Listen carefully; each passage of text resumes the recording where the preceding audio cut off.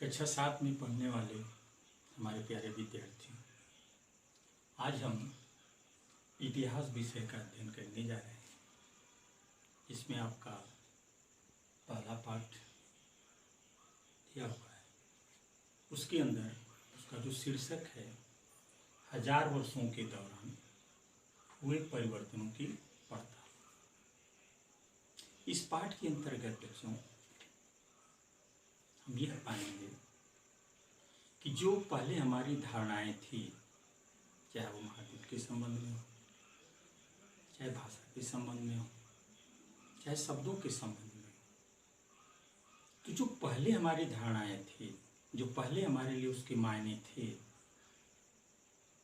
समय के साथ साथ उसके मायने बदलते चले गए। इस पाठ के अंतर्गत हम इसी का अध्ययन करते हुए चलेंगे। बच्चों, 1154 ईस्वी में एक भूगोलवेत्ता आता है, नाम उसका है अल इदरीसी। उसने जो मानचित्र बनाया अपना, उसमें भारतीय उपमहाद्वीप को जो दर्शाया है, उसने जो हमारा आज के समय का दक्षिण भारत है, जो आज जहाँ श्रीलंका स्थित है, उसको उसने अपने मानचित्र में उत्तर दिशा की तरफ दर्शाया हुआ है। और उसकी यह धारणा है, हम मान भी बैठे थे, लंबे समय तक मानते रहे।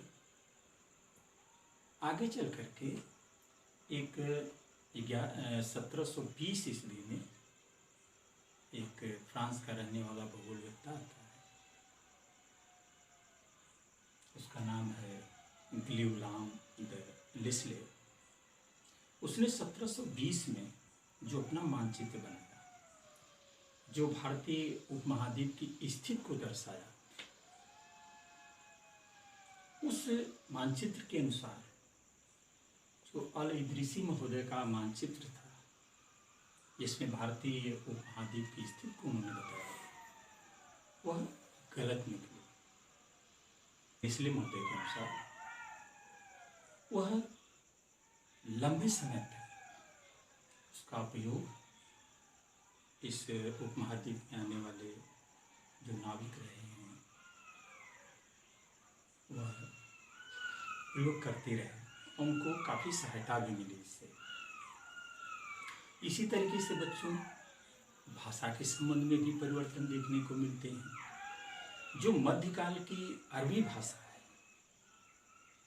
तो वह आज की अरबी भाषा से कतई मेल नहीं खाती। यानी जो मध्यकाल की अरबी भाषा कुछ अलग अर्थ बताती थी, वह आज की जो अरबी भाषा है, आधुनिक काल की, उस अरबी भाषा से मेल नहीं खाता है। इसी तरह से शब्द को हम लेके चलते हैं, जिसमें जो हिंदुस्तान शब्द का अर्थ आज मिलता है, वह मध्यकाल में नहीं मिलता है। एक इतिहासकार आया, फारसी का विद्वान लेखक है, नाम उसका है मिनहाज ए सिराज। उसने हिंदुस्तान का एक अलग अर्थ बताया। उसने बताया कि जो पंजाब, हरियाणा और गंगा जमुना का क्षेत्र है, वही हमारा हिंदुस्तान है। मसलन जो दिल्ली सल्तनत का हमारा साम्राज्य रहा है, उसी को वह हिंदुस्तान मानता था, और लंबे समय तक हम इसको मानते रहे। फिर बाबर आए, और बाबर ने भी हिंदुस्तान का कुछ अलग अर्थ निकाला। तो आज चला बाबर ने बताया कि जो भारतीय समाज की संस्कृति है, पक्षियों की संस्कृति है, वही हिंदुस्तान है। इस तरीके बाबर ने बताया कि जो भारतीय समाज की संस्कृति है, पक्षियों की संस्कृति है, वही हिंदुस्तान है। इस तरीके से बच्चों, शब्द के अर्थ बदलते गए। एक शब्द आता है विदेशी शब्द, जिसका आज का अर्थ अगर निकाला जाए विदेशी शब्द का, तो उसका मायने होता है कि जो हमारे देश का न हो। लेकिन बच्चों, मध्यकाल में ऐसा नहीं था। जब कोई गांव का व्यक्ति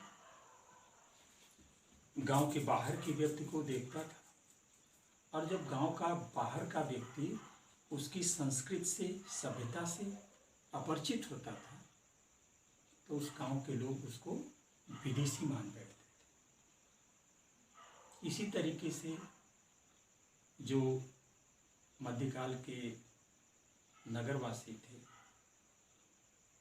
वहाँ जो उनकी सभ्यता संस्कृति से अपरिचित होता था, उसको नगरवासी वनवासी कहते थे।